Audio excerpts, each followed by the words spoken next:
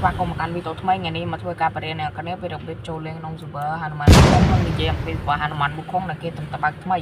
ហើយនេះគឺជា IP នឹង port server អ្នកទាំងអស់គ្នាអាចដាក់បានខ្ញុំដាក់លើអេក្រង់នេះគឺជា IP អ្នកគ្នាមិនដាក់ដេញខ្ញុំទេអ្នកគ្នាដាក់អាចដាក់ចេះបានហ្នឹងហើយចាំតិចណាអ្នកគ្នាខ្ញុំធ្វើការអស់មកក្រោមមកដើម្បីរក IP ដែល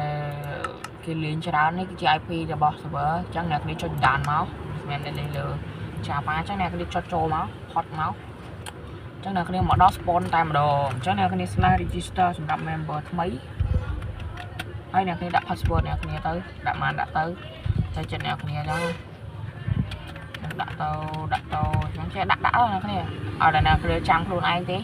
មិនមែនរបស់ខ្ញុំដាក់ចាំទេអញ្ចឹងខ្ញុំ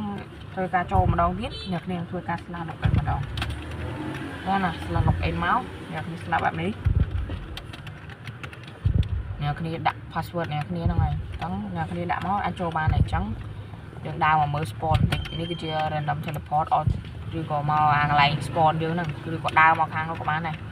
នេះ /spawn ក៏មកបានដែរហើយនេះគឺជា OTP claim kit បាទ claim មក patch ជាប់មកដល់គ្នាដាច់ទេដាច់នេះឡើយឥឡូវជួយនេះមកគឺយើង load មកបានតែម្ដងនៅកន្លែងនេះគឺយើងអាចចុចបានដែរយើងទៅផ្ទះយើងអញ្ចឹងសម្រាប់ claim land តើឥឡូវធ្វើការបរិញ្ញាអ្នកគ្នាវា claim land តែម្ដងអញ្ចឹងអ្នកគ្នាគ្រាន់តែ /claim មក /claim មកហើយអ្នកគ្នាចុច pass ទៅអញ្ចឹងសម្រាប់ការ claim គឺ claim បាន2ឆាំងអ្នកគ្នាអញ្ចឹងអ្នកគ្នាដើម្បីឲ្យអ្នកគ្នាបើអ្នកគ្នាបាត់ផ្ទះហើយរកមកផ្ទះវាការអ្នកគ្នាអាច/land set spawn មកដើម្បីជៀសវាងអ្នកគ្នាមកផ្ទះអត់កើតហ្នឹង claim ទៅគឺដាក់មកភ្លាមតែម្ដងអញ្ចឹងគេអ្នកគ្នា /home គឺ /land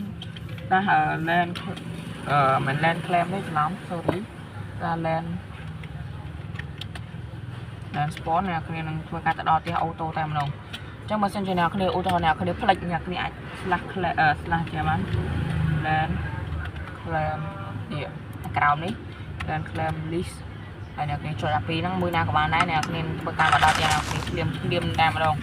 អញ្ចឹងវីដេអូគឺងាយទេអញ្ចឹងបើសិនជាអ្នកគ្នាចង់ TPA ទៅគ្នារបស់អ្នកគ្នាគ្រាន់តែ /TPA ហើយដាក់ឈ្មោះមកអ្នកគ្នាដាក់ឈ្មោះគ្នាយើងចង់ឧទាហរណ៍ថាខ្ញុំចង់ TPA ទៅខ្លួនឯងគឺអត់បានទេអញ្ចឹងអ្នកគ្នាដាក់ឈ្មោះអ្នកគ្នាទៅ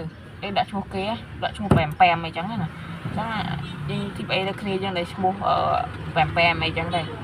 អ្នកគ្នាអាច TPA ទៅគាត់បានហើយពេលដែលគាត់ accept គឺគាត់ /TPA CCE PT ចឹងឯងអញ្ចឹងវីដេអូយើងក៏មានតែប៉ុណ្្នឹងទេអ្នកគ្នា